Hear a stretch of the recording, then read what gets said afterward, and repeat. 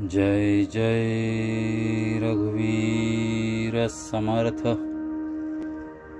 जय जय रघुवीर समर्थ। श्रीमद दासबोध दशक 18वा बहुजिनसी समास 7वा जन स्वभाव निरूपण नाम श्रीराम समर्थ।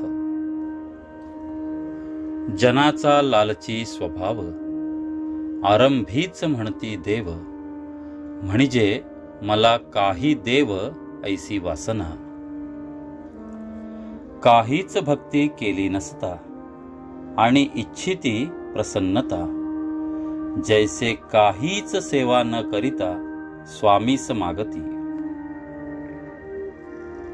कष्टे विण फळ नाही, कष्टे विण राज्य नाही, केल्या विण होत नाही साध्यजनी। आळसे काम नासते, हे तो प्रत्ययास येते, कष्टाकडे चुकाविते हीन जन। आधी कष्टाचे दुःख सोशिती, ते पुढे सुखाचे फळ भोगिती। आधी आळसे सुखावती, त्यासी पुढे दुःख। इहलोक अथवा परलोक दोहींकडे सारिखाची विवेक। दीर्घ सूचनेचे कौतुक कळले पाहिजे। मेळविती तितुके भक्षिती, ते कठीण काळी मरोन जाती। दीर्घ सूचनेने वर्तती, तेची भले। इहलोकीचा संचितार्थ, परलोकीचा परमार्थ। संचिते वीण व्यर्थ, जीत मेले। एकदा मेल्याने सुटेना, पुन्हा जन्मोजन्मी यातना।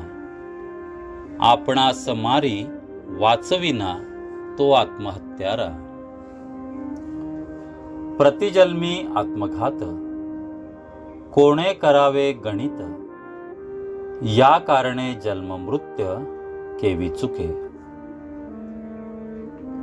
देव सकळ काही करीतो, ऐसे प्राणी मात्र बोलतो। त्याचे भेटीचा लाभ तो अकस्मात झाला। विवेकाचा लाभ घडे, जेणे परमात्मा ठाई पडे। विवेक पाहता सापडे, विवेकी जनी। देव पाहता आहे एक, परंतु करीतो अनेक। त्या अनेकास एक, म्हणो नये की। देवाचे कर्तृत्व आणि देव कळला पाहिजे अभिप्राव। कळल्या वीण कित्येक जीव उगेच बोलती।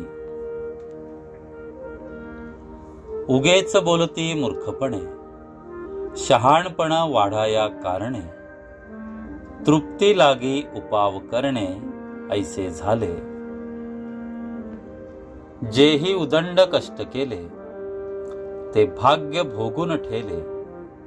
येरते बोलतची राहिले, करंटे जन।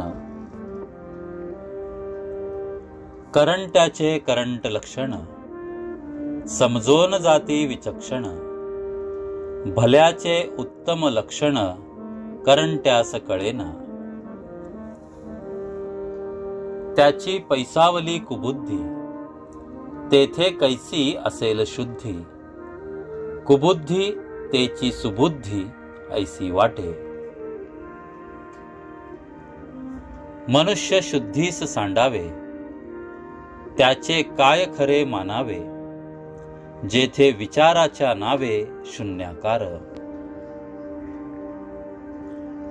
विचारे इहलोक परलोक, विचारे होतसे सार्थक।